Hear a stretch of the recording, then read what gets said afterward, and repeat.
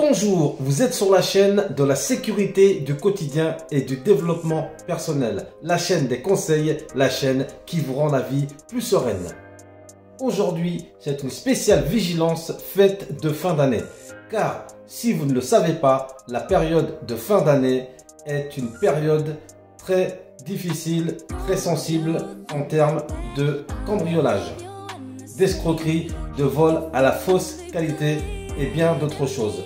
Alors, restez avec moi tout au long de cette vidéo. Je vais vous sensibiliser sur ce qu'il faut faire et surtout ne pas faire pour vous protéger en cette période de fin d'année.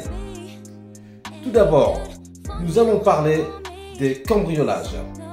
Car en fin d'année, ils sont très souvent à la hausse. Pour cela, vous pouvez déjà visionner ma vidéo qui parle de comment vous protéger contre les cambriolages.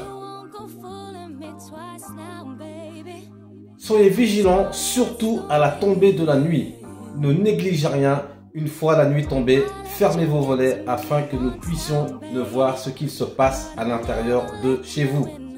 La journée, fermez vos accès, mettez votre alarme en cas d'absence prolongée, mais aussi en cas de courte absence. Enfin, si vous partez en vacances, n'hésitez pas à le signaler à votre police municipale ou à votre gendarmerie ou police nationale afin qu'ils vous enregistrent pour l'opération Tranquillité Vacances.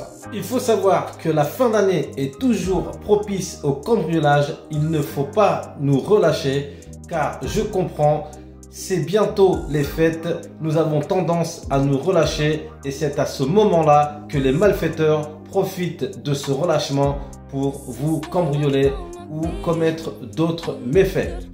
Je vous invite donc à nouveau à visionner ma vidéo sur comment vous protéger contre les cambriolages. Cette vidéo va vous être très utile. Maintenant, nous allons parler de vol à la fausse qualité. Là aussi, vous pouvez regarder ma vidéo sur ce sujet. Elle va vous aider à comprendre le mécanisme de ce phénomène. Néanmoins, ce que je peux vous dire, c'est que la période est propice aux faux policiers. Soyez vigilants et surtout entre 11h et 13h30, heure à laquelle il y a du relâchement à tous les niveaux, car c'est l'heure de se restaurer. Récemment, j'ai été informé d'un cas où le malfaiteur entre midi et 14h est venu sonner chez une personne âgée prétextant qu'il travaillait chez le voisin en tant qu'élagueur et que son échelle était tombée chez la voisine. De bonne foi, la victime ouvre la porte et permet l'accès à son jardin. À ce moment-là, deux faux policiers arrivent. Ils brandissent un objet devant la victime, indiquant que c'est l'élagueur qui avait volé cet objet et que cet élagueur n'était rien d'autre qu'un cambrioleur déguisé. La victime, qui reconnaît son objet et prend confiance, s'est faite malheureusement duper et c'est là que le piège se referme. Le faux élagueur est aussitôt menotté par les deux faux policiers qui demandent à la victime d'aller vérifier si ces biens précieux sont toujours à leur place. De bonne foi, la personne s'exécute, vous connaissez la suite, ils ont fait main basse sur ces bijoux et sont repartis comme si de rien n'était. Alors je vous demande une très grande vigilance quant à ce type de vol, le vol à la fausse qualité, faux policiers, faux plombiers, faux agents des eaux, etc., etc. S'il n'y a pas de rendez-vous, ne laissez personne pénétrer votre domicile. Dans le cas que je viens de citer, il s'agissait d'un élagueur qui prétextait avoir fait tomber son échelle chez la voisine. Même dans ce cas, soyez extrêmement vigilants. Surtout, écoutez votre instinct et si vous avez un doute, appelez le voisin. Cela permettra à vos malfaiteurs de renoncer. La troisième chose sur laquelle vous devez faire extrêmement attention, faire preuve de vigilance en cette période de fin d'année, c'est les escroqueries bancaires, mais tout particulièrement les fraudes à la carte bancaire. Oui, car à l'approche des fêtes de fin d'année, nous faisons surchauffer nos cartes bancaires. Certains veulent leur part du gâteau car nous vivons dans un monde où l'argent facile est devenu la norme et la gratification instantanée une véritable religion. Afin d'éviter d'être le dindon de la farce et par la même occasion y perdre des plumes, je vous recommande la plus grande vigilance quant aux offres alléchantes qui fleurissent un peu partout. Dans la vie, rien n'est gratuit. Et d'ailleurs, quand c'est gratuit, c'est que c'est vous le produit. Sachez reconnaître quand le prix d'une marchandise est largement en dessous du prix de sa valeur réelle. Bref, si vous recevez un SMS d'une demande de validation, l'authentification forte d'un achat, alors même que votre carte bancaire est en votre possession et que vous ne l'avez pas utilisée, alerte rouge. Je me rends sur mon application bancaire et je bloque à minima temporairement ma carte bancaire, voire même définitivement. J'appelle ma banque et je les informe que je viens d'être victime d'une tentative d'escroquerie. Avec cette chronologie, vous serez normalement remboursé même si le paiement est passé. Afin d'éviter les escroqueries à la carte bancaire, vous devez impérativement laisser aucune trace de vous sur Internet lorsque vous effectuez des achats. Car c'est lors de ces achats, quand vous enregistrez votre carte bancaire afin de payer un achat, que les malfaiteurs récupèrent vos données bancaires. Elles peuvent aussi faire l'objet de ventes sur le Darknet ou communément appelé le Deep Web.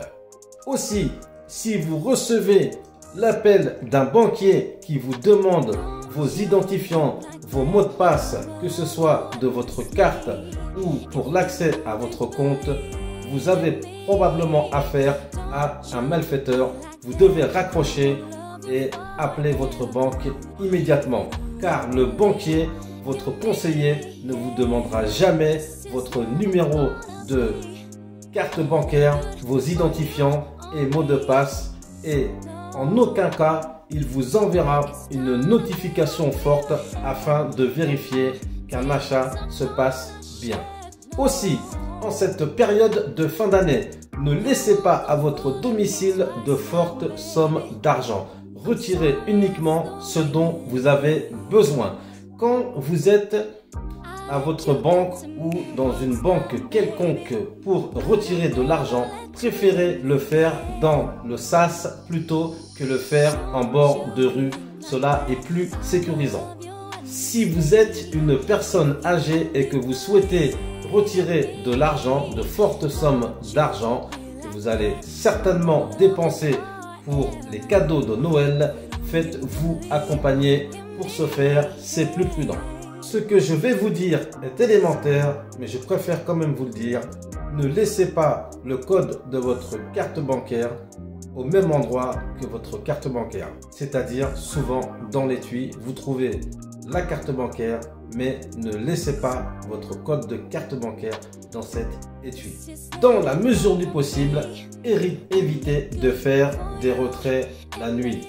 Autre chose qui a un rapport avec la nuit et qui est très important. Avant d'aller dormir, verrouillez bien votre porte d'entrée et prenez l'habitude de ne pas laisser sac à main, sacoche, clé de voiture à proximité de cette porte.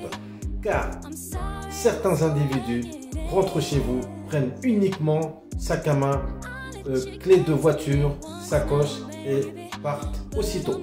Quand vous faites un achat dans un magasin et que vous vous apprêtez à payer avec votre carte bancaire, faites preuve de vigilance, mettez votre main afin de cacher le code que vous allez taper. Jetez un coup d'œil autour de vous, vérifiez bien que personne ne vous surveille. Si vous avez un doute, n'hésitez pas à le signaler à la sécurité, c'est très important, car je vais vous raconter une histoire que j'ai vécue quand j'étais en activité. Un homme a fait ses courses dans une enseigne bien connue de tous. À la caisse, il a sorti sa carte bancaire afin de payer ses courses sans faire attention qu'il était surveillé par deux hommes. Naturellement, il a pris sa voiture, il est rentré chez lui et quand il est rentré chez lui, cet homme d'un certain âge s'est fait attaquer par ces deux personnes. Ils ne l'ont pas blessé, mais ils lui ont simplement pris son portefeuille. Une fois l'agression terminée, ils ont jeté le portefeuille à proximité de la victime. Celle-ci a récupéré son portefeuille, a regardé à l'intérieur et a vu que sa carte s'y trouvait toujours. Néanmoins, cette personne a déposé plainte même si elle n'était pas blessée pour agression. Tenez-vous bien, quelques jours plus tard, cette personne s'est rendue compte qu'une forte somme d'argent avait été retirée avec sa carte bancaire sur son compte. Qu'est-ce qui s'est passé? Les deux individus ont vu cette personne taper son code lorsqu'il faisait ses achats. Une fois chez lui, ils l'ont agressé sans le blesser pour éviter qu'une enquête soit menée aussitôt. Ce qu'ils ont fait, c'est qu'ils ont échangé sa carte bancaire par une carte ressemblant fortement à la sienne. Donc, quand il s'est relevé et qu'il a pris son portefeuille, qu'il a vu la carte bancaire, celle-ci n'était pas la sienne. C'était la carte bancaire d'une autre personne qui ressemblait fortement à la sienne. Ce qui a laissé le temps aux individus de retirer tout l'argent qu'ils pouvaient avec la véritable carte bancaire de la victime. Je reconnais que ce coup-là était très ingénieux. Heureusement, la victime n'était pas blessée, mais l'enquête a aussi permis d'interpeller les deux auteurs de cette escroquerie, ce vol violence. Je vais vous apprendre une autre variante de ce que je viens de vous dire.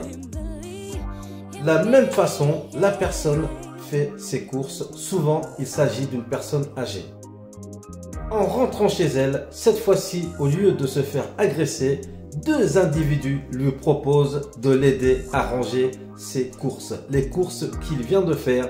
Et quand il a tapé son code, il n'a pas vu que les deux personnes l'ont remarqué et ont vu les numéros tapés sur le clavier. La personne de bonne foi accepte de se faire aider et c'est à ce moment-là que lorsque l'aidant disparaît, la sacoche dans laquelle se trouve la carte bancaire de la victime est introuvable. Quelques jours après, la victime se rend compte que de l'argent a été retiré par l'intermédiaire de sa carte bancaire. C'était une variante, mais c'est à peu près la même chose, sauf que dans ce cas-là, il n'y a pas d'agression. Soyez vigilants, si quelqu'un immédiatement après vos courses vous propose de vous aider à ranger celle-ci, c'est non, je suis assez grand pour ranger mes courses, sortez de chez moi, sortez de mon garage ou j'appelle la police. Cette vidéo touche à présent à sa fin. Si elle vous a été utile, vous pouvez la liker, vous pouvez la partager, vous pouvez également la commenter. Si vous voulez continuer le fil de cette discussion, n'hésitez pas à le faire sur l'espace commentaire. Si vous avez des questions, j'y répondrai avec plaisir, que ce soit sur l'espace commentaire ou en mail privé. Ne l'oubliez pas, vous êtes sur la chaîne de la sécurité du quotidien et du développement personnel, la chaîne des conseils, la chaîne qui vous rend la vie plus sereine.